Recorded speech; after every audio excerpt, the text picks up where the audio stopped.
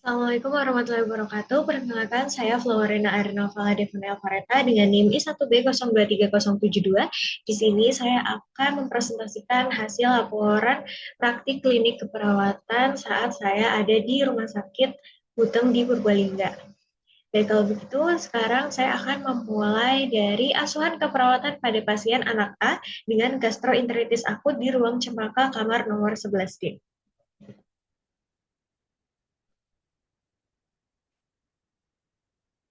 Nah, untuk pengajarnya yaitu pasien atas nama anak A, tempat tanggal lahirnya Purbalingga 8 April 2025, usia 6 bulan 26 hari, belum bersekolah, dengan alamatnya ada di Purbalingga, agamanya Islam, dengan diagnosa medis gastroenteritis akut, tanggal masuk rumah sakitnya yaitu 1 November 2025.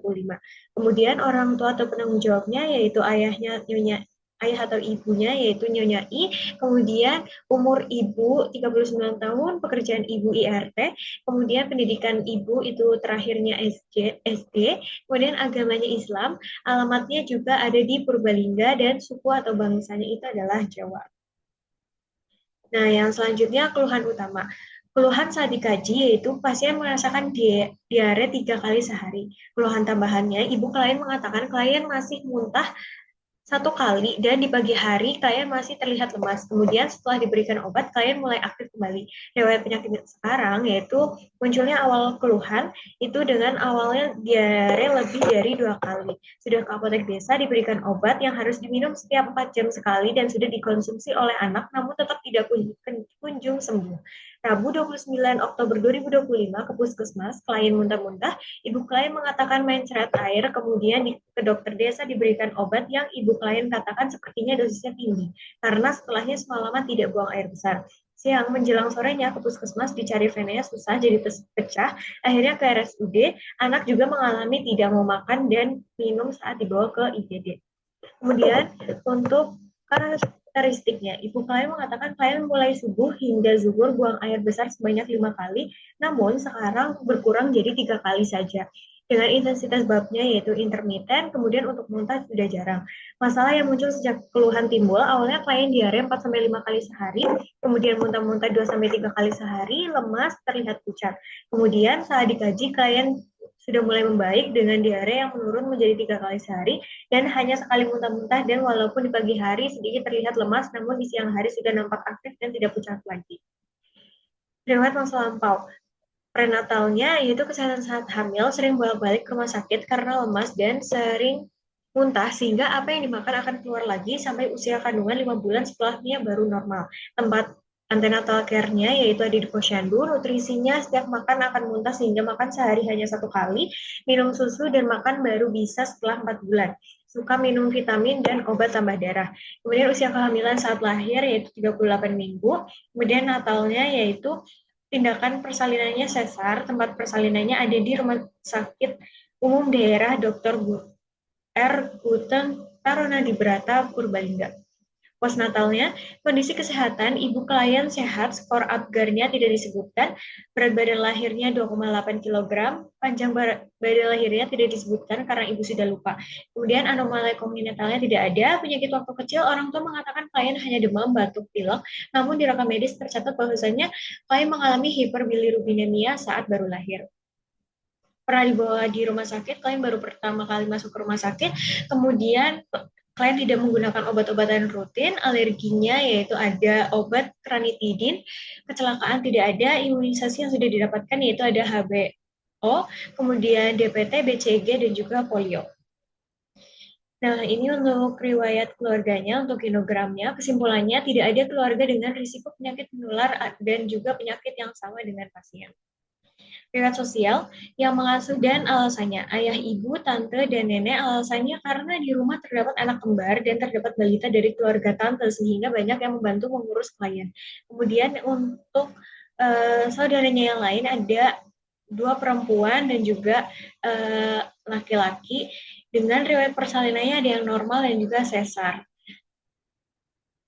Kemudian pembawaan secara umum di pagi hari klien terlihat sedikit lemah dan beberapa kali menangis di siang hari. Klien tampak aktif, suka berguling dan mundur, suka memasukkan barang ke mulut. Kemudian lingkungan rumah, klien mengatakan rumah bersih, terdapat ventilasi udara meletakkan barang yang berbahaya jauh dari anak.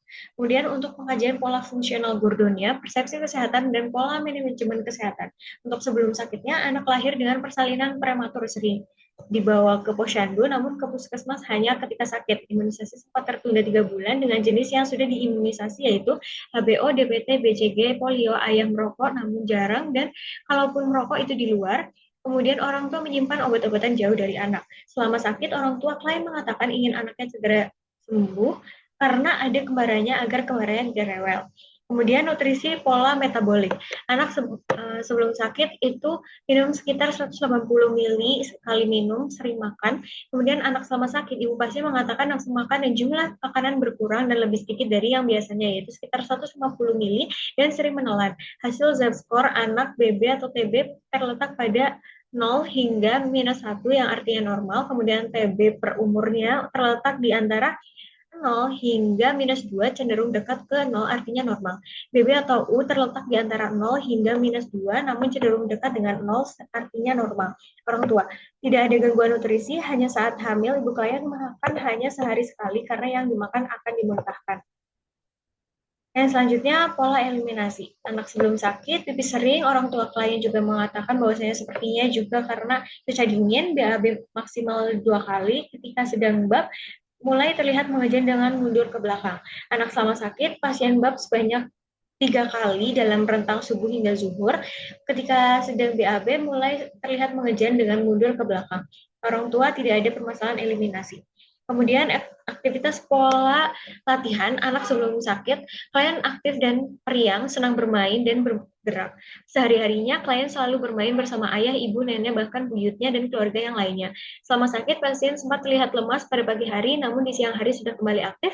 Orang tua tidak ada data. Kemudian pola istirahat tidurnya, anak sebelum sakit, klien biasa bangun jam 2 sampai 3 pagi, kemudian pukul setengah 7 makan dan minum susu, jam 7 sampai jam 8 pagi tidur, habis maghrib tidur, suka tidur siang sekitar 2 kali dengan waktu sekitar 1 sampai 2 jam. Selama sakit masih sama seperti sebelum sakit. Kemudian orang tua tidak ada data.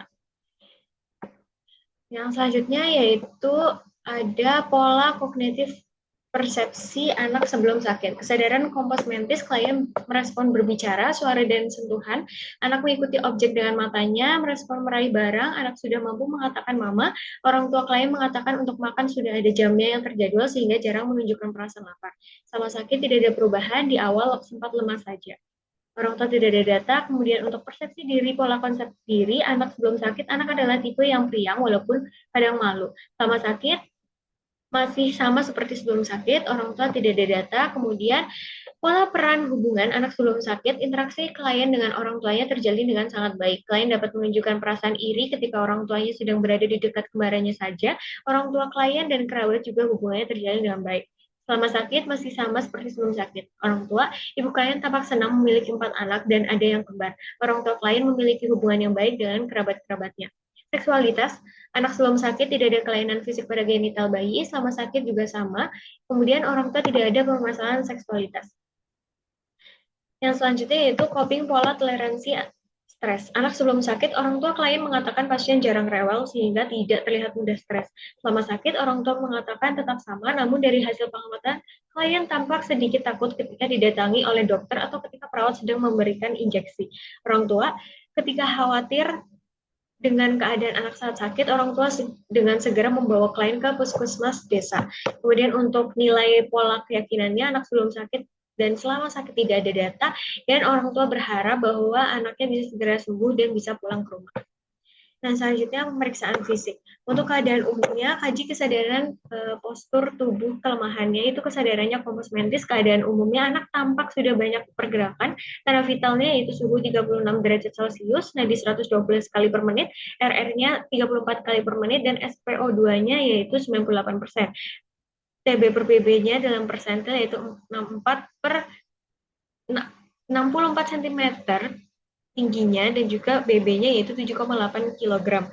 Kepala termasuk lingkar kepala yaitu bentuk kepalanya bulat merata, mata bersih dari sekresi, hidung bersih tidak ada sekret, tidak ada pernapasan cuping hidung, mulut bibir tidak sianosis, telinga sejajar dengan mata dan tidak terdapat banyak kotoran telinga, leher dan tengkuk tidak ada perbesaran kelenjar getah bening.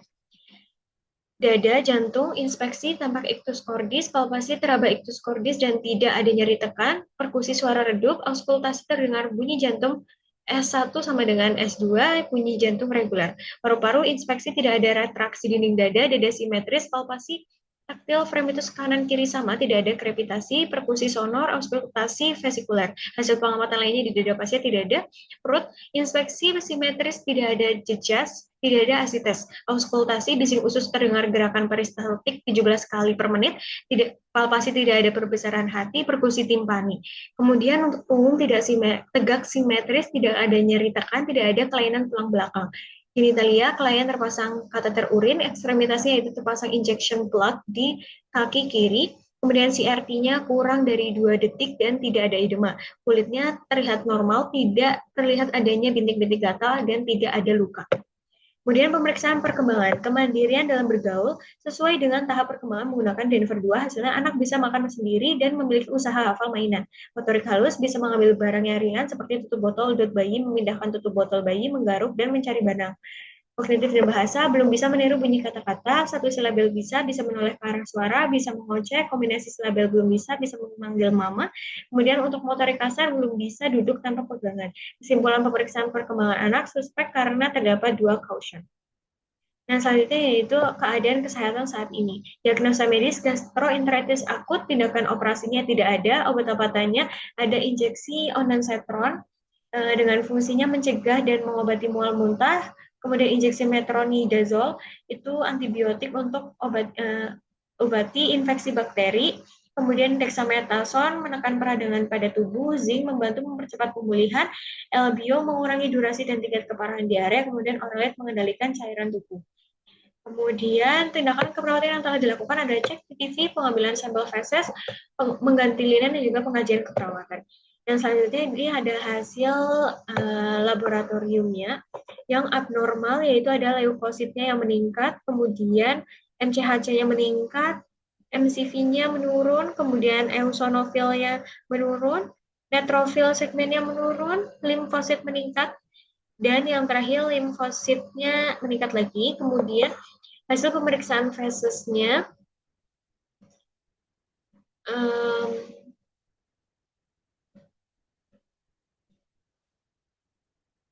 seperti tertera yang ada di gambar. Hasil rumusannya tidak ada, kemudian data tambahannya juga tidak ada. Ringkasan riwayat keperawatan. Anak A, bayi laki-laki berusia 6 bulan 26 hari, lahir melalui operasi sesar pada usia kehamilan 38 minggu dengan berat badan lahir 2,8 kg dan riwayat hiperbilirubinemia saat neonatus. Dirawat di RSUD Dr. R. Guteng Taruna di Brata sejak 1 November 2025 dengan diagnosis medis gastroenteritis akut. Pasien datang dengan keluhan diare dari 4-5 kali per hari dengan konsistensi cair disertai muntah 2-3 kali, tampak lemas, pucat, dan nafsu makan menurun. Sebelumnya pasien telah dibawa ke apotek dan puskesmas namun keluhan tidak membaik, sehingga dirujuk ke rumah sakit. Saat dikaji, pasien tampak lebih baik dengan frekuensi BAP menurun menjadi 3 kali sehari dan muntah hanya sekali. Saudaranya kompos mentis dan aktivitasnya mulai meningkat. Pemeriksaan fisik menunjukkan akral dingin dengan CRT kurang dari 2 detik, bising ususnya positif, serta tanda vital dalam batas normal. Hasil laboratorium menunjukkan peningkatan leukosit dan limfosit, penurunan neutrofil segmen, serta MCV menandakan adanya proses infeksi. Hasil pemeriksaan feses konsistensi lembek dengan leukosit positif 2-3 dan eritrosit positif 0-1. Pasien mendapat terapi ondansetron, metronidazol, dexamethasone, lactobил, dan LBO. Juga oral zinc, serta yang terakhir yaitu untuk Oralid. Dari hasil pengajian pola fungsional Gordon, diketahui sebelum sakit pasien aktif periang, pola tidur teratur, minum 180 ml setiap kali minum, dan makan berkurang dan memiliki hubungan emosional baik dengan keluarga. Selama sakit, pasien tampak lemas dan nafsu makan berkurang sehingga jumlah minumnya juga berkurang menjadi kurang lebih 150 ml, walaupun di siang hari pada 3 November 2025 sudah lebih baik dari yang sebelumnya. Masih terlihat sedikit lemas menjadi lebih aktif, namun tetap responsif. Lingkungan rumah bersih dan memiliki ventilasi baik, orang tua kooperatif dan tidak mendapat terdapat riwayat penyakit keturunan. Diagnosa keperawatan yang ditegakkan meliputi diare berhubungan dengan terpapar kontaminan, nausea berhubungan dengan iritasi lambung. Kemudian setelah mendapat terapi dan perawatan, kondisi pasien menunjukkan perbaikan dengan penurunan frekuensi diare, muntah berkurang, dan anak kembali aktif. Nah, berikut adalah analisa datanya. Dengan DS-nya itu tidak ada. DO-nya diare 3 kali sehari, dilakukan pemeriksaan feses dengan hasil konsistensi lembek, bising usus terdengar, gerakan peristaltik 16 kali per menit, intensitas BAB-nya intermiten. Kemudian etiologinya terpapar kontaminan, masalahnya diare. Kemudian DS-nya sering, yang selanjutnya yaitu ada DS sering menelan, ibu pasien mengatakan nafsu makan dan jumlah makan berkurang dan lebih sedikit dari yang biasanya, yaitu sekitar 150 mili. Ibu klien mengatakan klien masih muntah 1 kali dari yang sebelumnya 2-3 kali sehari. DO, hasil Z-score, anak BBTB terletak pada 0 hingga -1, artinya normal. TB per umurnya terletak di antara 0 hingga -2, cenderung dekat ke 0, artinya normal. BB per umurnya terletak di antara 0 hingga -2, namun cenderung dekat dengan 0, artinya normal. Kemudian etiologinya iritasi lambung dan masalahnya nausea, dengan prioritas masalahnya yang pertama diare dan yang selanjutnya yaitu nausea. Kemudian untuk perencanaannya yaitu diagnosa keperawatannya ada diare berhubungan dengan ibu klien mengatakan klien mulai subuh hingga zuhur buang air besar sebanyak 5 kali, namun sekarang sudah berkurang jadi 3 kali. Hasil pemeriksaan feses lembek seperti yang tadi sudah saya sampaikan di analisa data, dengan tujuan dan kriteria hasilnya yaitu diharapkan eliminasi fekalnya meningkat dengan intervensinya yaitu manajemen diare. Kemudian ada yang selanjutnya yaitu nausea dengan berhubungan dengannya itu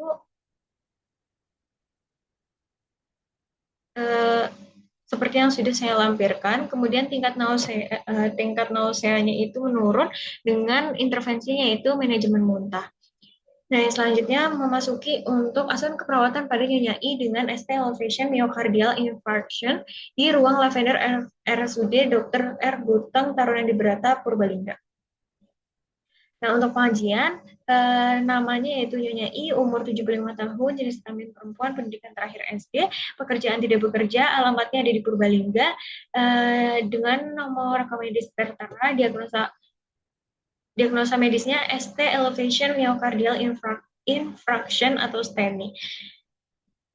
Yang selanjutnya untuk riwayat kesehatan. Keluhan utama, klien mengatakan kaki panas, remong, kesemutan, pusing, kadang muncul, dada terasa sedikit sakit. Kemudian riwayat penyakit sekarang, pada awalnya klien periksa ke puskesmas dengan keluhan kaki belasian bengkak, kemudian dada terasa sakit, kemudian pasien disarankan untuk langsung ke rumah sakit. Pada Rabu 5 November 2025 pukul 17.27 dini hari, klien masuk ke IGD dengan keluhan nyeri ulu hati, nyeri seperti tertindih, tidak menjalani ke lengan kiri, nyeri dirasakan memberat jika aktivitas klien juga mengeluh. Kedua tungkai dirasakan lemas lemas dan bengkak. Pasien mengaku napas berat jika beraktivitas dan banyak bicara. Lewat penyakit dahulunya ada hipertensi, yang keluarga tidak ada. Dan selanjutnya yaitu pola kesehatan fungsional. Yang pertama ada pola kesehatan dan pola manajemen kesehatan. Klien mengatakan melakukan pemeriksaan ke puskesmas jika merasa ada perlu dan tidak melakukan secara rutin. Klien mengaku tidak mengetahui secara pasti penyebab penyakit yang dialaminya karena selama ini merasa sehat dan tidak memiliki keluhan yang berarti. Klien menganggap penyakit sebagai suatu ujian yang diberikan oleh Allah sehingga tetap menjalani seperti biasa dengan harapan bisa sembuh. Kayak langsung periksa ketika mengetahui yang dirasakan semakin memberat karena takut merepotkan keluarga di rumah. Untuk pola nutrisi metaboliknya, klien mengatakan nafsu makan kurang baik karena merasa lidahnya tidak enak. Kemudian klien mengatakan makan 2 kali sehari dengan waktunya yaitu pagi makan dan minum obat, dan setelah zuhur makan lagi. Klien menyebutkan porsi 1 kali makan hanya setengah centong nasi dan kadang tidak habis. BB pasien 55 kg dengan TB-nya yaitu 152 cm, MT 23,8 yaitu normal. Nah, selanjutnya pola eliminasi saat di rumah, pasien BAB 1-2 kali sehari, selama di RS sudah 2 hari belum BAB. Klien juga mengatakan buang air kecil sebanyak 11 kali selama di RS, kemudian memakai pampers, lalu akhirnya dipasang kateter agar tidak bolak-balik ke kamar mandi. Klien terpasang kateter urin. Kemudian yang kelima ada pola istirahat tidur. Klien terbiasa tidur sekitar pukul 9 sampai 10 malam dan bangun sekitar jam 2 sampai 4 pagi, tidak menentu. Kemudian pola aktivitas latihannya, aktivitas sehari-hari diisi dengan kegiatan di rumah seperti menyapu, masak, cuci baju, buang sampah, dan memotong rumput. Sejak dirawat di rumah sakit, yang membatasi aktivitasnya dan lebih sedikit berjalan tidak seperti sebelumnya sehingga terjadi penurunan aktivitas harian. Saya merasa mudah lelah apabila melakukan aktivitas sehari-hari. Setiap pasien berkegiatan di rumah, pasien sering merasakan sesak napas. Pasien mengeluhkan kaki sakit ketika digunakan untuk berkegiatan. Total skor Morse scale adalah 70 yang menunjukkan risiko tinggi jatuh ditandai dengan ketika berjalan pasien cenderung pegangan pada benda-benda di sekitar. Saat ini pasien terpasang infus ketika berjalan pincang. Nah, selanjutnya yaitu pola kognitif persepsi. Klien tampak sadar penuh dan dapat berkomunikasi dengan baik, mampu menjawab pertanyaan dengan jelas, namun seringkali pasien bercerita sehingga obrolan keluar dari konteks yang ditanyakan. Skor GCS E4, V5, M6. Klien mengatakan apabila ada cahaya terlalu terang, mata sering berair dan terdapat kotor mata dan tidak jelas ketika melihat jauh. Klien mengatakan pendengarannya sudah menurun sehingga anak cucunya harus sering berteriak dan berbicara dengan suara keras. Setelah dilakukan bed rest selama 2 hari di rumah sakit, pasien merasa pusing dan sudah berkurang walaupun masih terasa sedikit. Kaki sudah tidak bengkak lagi, kemudian klien merasakan kaki panas dan bedibel. Fasnya ada yaitu 4. Pasien mengatakan dada terasa sedikit nyeri. Kemudian pola konsep diri, persepsi diri, klien mengatakan kalau klien merasa membebani keluarga karena menumpang di rumah anak. Sehingga klien melakukan banyak aktivitas di rumah mulai dari menyapu, masak, cuci baju, buang sampah, dan memotong rumput sebagai balas budi terhadap anaknya. Klien juga datang ke IGD karena takut akan membebani anaknya jika di rumah. Kemudian yang selanjutnya adalah pola peran hubungan. Klien berperan sebagai nenek dalam keluarga, hubungan klien dengan orang-orang di sekitarnya baik, walaupun ketika klien bercerita terlihat kurang nyaman dan meminta pasien menyudahi ceritanya. Ini adalah anaknya kalau nggak salah. Kemudian untuk pola seksualitasnya, pasien sudah tidak melakukan hubungan seksual. Pola toleransi stres coping dalam menghadapi kondisi sakitnya, pasien tampak menerima keadaan dan menganggap penyakitnya sebagai ujian dari Allah. Klien mengatakan ketika stres cenderung mengatasi masalah dengan berdoa meminta petunjuk pada Allah. Kemudian pola penilaian keyakinannya, saya mengatakan menganut agama Islam. Saya tidak menyalahkan keadaan akibat sakit yang dijalannya. Ia berserah dan yakin bahwa dirinya akan segera pulih. Selain rajin berdoa, ibadah yang paling sering dilakukan selain ibadah wajibnya adalah zikir karena pasien selalu membawa tasbih kemanapun klien pergi. Pemeriksaan fisik keadaan umum, skor GCS-nya 15, kesadaran kosmetis dapat menjawab pertanyaan, postur tubuh membungkuk dan sedikit terlihat tidak seimbang.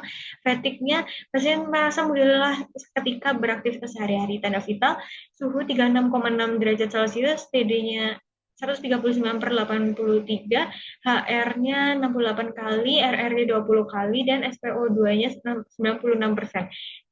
Tinggi badannya 152 cm, BB-nya yaitu 55 kg, IMT-nya 23,8 yang artinya normal. Bentuk kepala normosefal dengan wajah simetris dan tidak ada deformitas. Mata konjungtiva merah muda, mata tampak sayu, klien mengatakan tidak bisa melihat jarak jauh.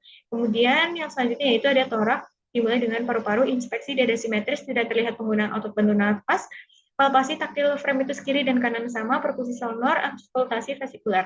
Jantung, inspeksi ictus cordis tidak tampak, palpasi ictus cordis teraba di ICS 5, linea mid clavicula sinistra, tidak terasa adanya atrial. Perkusi batas jantung kanan di ICS 4, parasternal dextra, batas jantung di atas di ICS 2, parasternal sinistra, batas jantung kiri di ICS 5, linea mid clavicula sinistra.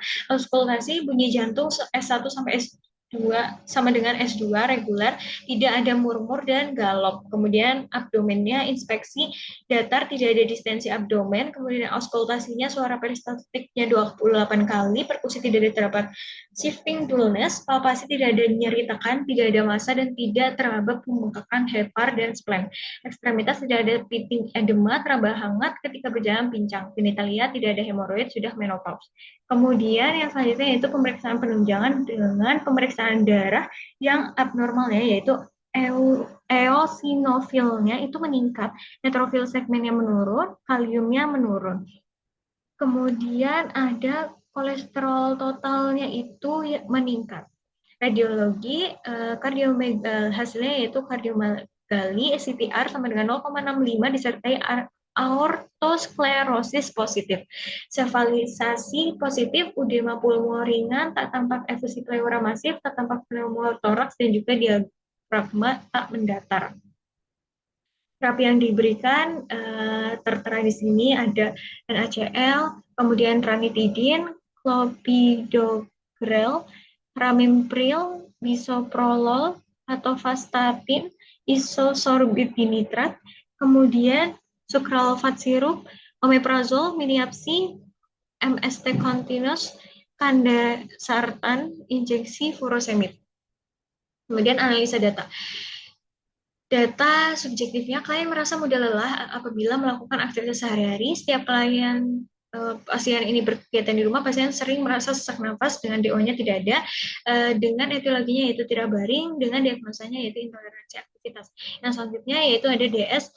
Klien merasakan kaki panas dan gedibel, pasien mengatakan dada terasa sedikit nyeri dengan DO-nya fasenya 4, klien mengaku nafsu makan berkurang dengan etiologinya yaitu agen pencedera fisiologis yaitu STEMI dengan diagnosisnya yaitu nyeri akut.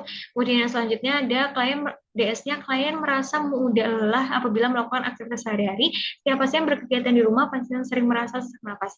Kemudian untuk data objektifnya, total MFS-nya adalah 70 yang menunjukkan risiko tinggi jatuh ditandai dengan ketika berjalan pasien cenderung pegangan pada benda-benda di sekitar. Saat ini pasien terpasang infus ketika berjalan pincang. Dengan etiologinya usia lebih dari sama dengan 65 tahun dengan diagnosa risiko jatuh. Yang terakhir ada data subjektifnya, kalian merasa mudah lelah apabila melakukan aktivitas sehari-hari. DO-nya hasil fototoraks menunjukkan kardiomegali dengan etiologinya perubahan kontraktilitas dan diagnosanya risiko penurunan curah jantung. Prioritas diagnosa ada nyeri akut, yang pertama, kemudian duanya intoleransi aktivitas, 3 risiko penurunan curah jantung, dan yang terakhir risiko jatuh.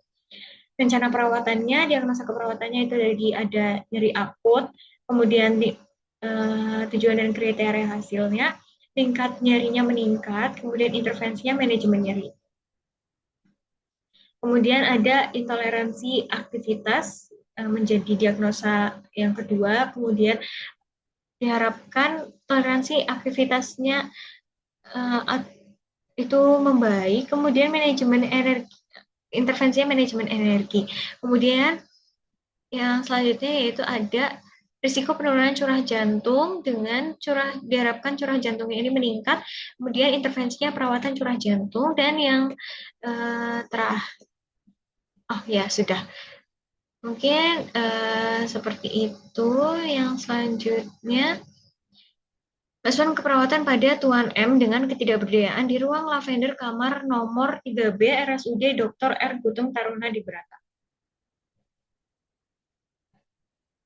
Pengajian, identitas nama Tuan M, umur 54 tahun, jenis kelamin laki-laki, status menikah, agama Islam, pendidikan terakhir SMA, pekerjaan petani, alamat Karangsari. Kemudian pola persepsi kesehatan atau penanganan kesehatan. Keluhan utama, nyeri di seluruh tubuh seperti ditusuk-tusuk dengan skala sangat berat, 10 dari 10, nyeri hilang timbul dengan waktu 5 jam dari pukul 12 sampai 5 pagi, nyeri berkurang ketika pasien dipijat menggunakan minyak, dan nyeri memberat ketika pasien bergerak. Lamanya keluhan, nyeri sudah dirasakan klien sejak 2019, sudah hampir 3 tahun. Kemudian ini untuk susunan keluarganya. Kemudian untuk pola aktivitas dan latihan. Aktivitas sehari-hari sebelum sakit, kegiatan klien menjadi petani yang biasa bekerja di kebun sebelumnya. Bapak masih bisa berkebun seperti biasa, namun sudah 2 bulan belakangan sudah tidak ke kebun. Ketika berjalan, sedikit pasien mengeluhkan lelah. Selain itu, klien juga kadang berjemur dan tidak berolahraga. Rekreasi, klien tidak pernah berekreasi dan ketika lelah atau stres langsung istirahat dan dipendam. Olahraga, pasien sudah tidak berolahraga. Kemudian pola istirahat dan tidur, masalah tidur, klien mengalami insomnia dan klien mengatasi sulit tidur dikarenakan rasa nyeri yang dirasakan sehingga mengganggu kualitas bahkan kuantitas tidur klien. Waktu tidur, pasien tidak tidur siang, sedangkan pasien jarang tidur pada malam hari, hanya tidur di jam setengah 7 sampai 8 malam. Jumlah jam tidur yaitu 1,5 jam dalam 24 jam. Pola kognitif dan perseptual. Saat pengajian dilakukan, pasien tidak dapat berbicara dengan jelas walaupun di keseharian normal. Bahasa sehari-hari pasien yaitu bahasa Indonesia dan bahasa daerah, pasien bisa membaca dalam jarak dekat. Tingkat ansietas pasien sedang dikarenakan klien sedang sakit dan harus menjalankan perawatan di rumah sakit. Keluarga klien menyatakan Pasien sedikit merasa cemas dan gelisah atas penyakit yang sedang dialaminya dan karena perasaan tidak berdaya karena tidak bisa melakukan pekerjaan seperti biasanya. Pasien terlihat bergantung dengan keluarga pasien. Kemudian pasien juga memiliki kemampuan untuk berinteraksi yang sesuai dan bisa mengorientasikan waktu, tempat, dan orang. Klien sadar kompos mentis mampu mengenali waktu, tempat, dan orang sekitarnya dengan baik. Pasien merasa vertigo dan nyeri. Untuk nyerinya yaitu P-nya itu nyeri muncul dan bertambah saat beraktivitas atau bergerak. Kemudian kualitasnya ada nyeri terasa seperti ditusuk-tusuk, kemudian R-nya nyeri terasa di seluruh badan, S-nya itu skalanya 10 yaitu sangat berat karena pada saat pengajian memang beliau ini merasa sangat berat nyerinya. Kemudian time-nya nyeri muncul sejak 3 hari lalu dengan waktu yang terus-menerus dan lebih terasa di malam hari. Kemudian pola persepsi di diri atau konsep diri. Satu, body image atau gambaran diri. Pasien merasa fungsi alat tubuh terganggu, mengeluh karena kondisi tubuh terjadi karena proses patologi penyakit dan terjadi kegagalan fungsi tubuh. Penjelasan, hasil pengajian menunjukkan bahwa klien hanya mampu berbaring, duduk karena nyeri yang dialami. Eliminasi urin dan feses dilakukan menggunakan pampers. Saya merasa sangat lemah akibat adanya hemoroid disertai buang air besar atau BAB berdarah, kemudian BAB yang keras kemungkinan menekan area hemoroid sehingga memperburuk kondisi serta menambah intensitas nyeri. Nyeri yang terus berulang menyebabkan klien merasa tidak berdaya dan untuk melakukan aktivitas sehari-hari. Dengan masalah keperawatannya yaitu ketidakberdayaan berhubungan dengan program perawatan atau pengobatan yang kompleks atau jangka panjang. Yang selanjutnya yaitu ada role atau peran. Pasien merasa overload peran dan terjadi konflik peran, perubahan peran, dan transisi peran karena sakit. Penjelasan, klien yang sedang sakit harus menjalani perawatan di rumah sakit. Keluarga klien mengatakan klien sempat mengungkapkan perasaan kehilangan peran dalam keluarga karena tidak mau bekerja dan memenuhi tanggung jawabnya sebagai pencari nafkah sehingga merasa cemas dan bingung mengenai kondisi ekonomi keluarganya. Sedangkan klien merasa tidak berdaya apabila harus tetap berkebun. Saya menyadari bahwa perannya kini berubah dari yang sebelum aktif berkebun menjadi pasif dan bergantung pada perawatan oleh orang lain. Situasi ini menimbulkan konflik batin antara keinginan untuk tetap berperan sebagai tulang punggung keluarga dan keterbatasan fisik akibat sakit. Meski demikian, klien tetap memiliki harapan untuk segera sembuh agar dapat kembali menjalankan perannya seperti sebelumnya. Masalah perawatannya yaitu penampilan peran tidak efektif berhubungan dengan hambatan fisik dan ketidakberdayaan berhubungan dengan program perawatan atau pengobatan yang kompleks atau jangka panjang. Yang selanjutnya yaitu ada identitas atau identitas diri. Pasien merasa kurang percaya diri, merasa kurang memiliki potensi, kurang mampu menentukan pilihan. Yang penjelasannya yaitu kalian mengungkapkan perasaan kurang percaya diri, tidak berdaya akibat kondisi sakit yang membuatnya tidak mau menjalankan perannya sebagai pencari nafkah seperti biasanya. Ia juga merasa bingung mengenai cara menjalankan tanggung jawabnya di tengah keterbatasan fisik. Saat pengkajian, kotak mata klien tampak kurang karena sudah menahan rasa nyeri dan ia berbicara dengan suara pelan serta lirik. Klien juga merasa tidak memiliki potensi karena harus beristirahat total dan tidak dapat melakukan aktivitas yang produktif. Dalam hal pengambilan keputusan terkait perawatan maupun tindakan medis, istri menyampaikan bahwa klien cenderung bergantung pada keluarga untuk menentukan pilihan. Masalah keperawatannya yaitu ketidakberdayaan berhubungan dengan program perawatan atau pengobatan yang kompleks atau jangka panjang. Yang kedua, harga diri rendah situasional berhubungan dengan perubahan peran sosial. Yang selanjutnya yaitu ada dari self-esteem atau harga diri. Pasien merasa jadi orang yang penting, merasa bersalah, dan terdapat kelelahan fisik. Penjelasan, klien menyatakan bahwa dirinya memiliki peran penting sebagai tulang punggung keluarga karena bertanggung jawab dalam memenuhi kebutuhan ekonomi. Selain itu, klien juga dikenal sebagai tokoh agama yang biasa mengajar mengaji. Namun, sejak mengalami sakit dan harus dirawat di rumah sakit, ia merasa tidak berguna atau tidak berdaya untuk menjalankan aktivitas seperti sebelumnya karena tidak mampu untuk memenuhi tanggung jawabnya. Klien sering mengeluhkan rasa sakit yang dirasakan sehingga memperkuat perasaan tidak nyaman serta rasa bersalah akibat keterbatasan fisik yang menghambat kegiatannya. Masalah keperawatannya itu, yang pertama ada ketidakberdayaan, yang kedua harga diri rendah situasional. Yang selanjutnya ada pola untuk self ideal atau ideal diri. Dengan tidak ada tanda yang abnormal pada pasien, penjelasan kayak masih memiliki harapan untuk segera sembuh agar dapat kembali bekerja dan menjalankan perannya sebagai kepala sekaligus tulang punggung keluarga. Ia terlihat berusaha menerima kondisi yang dialami dengan menyerahkan proses penyembuhannya kepada Tuhan, namun tetap menunjukkan kepatuhan terhadap pengobatan dan perawatan yang dianjurkan oleh tenaga kesehatan. Masalah perawatan tidak ada.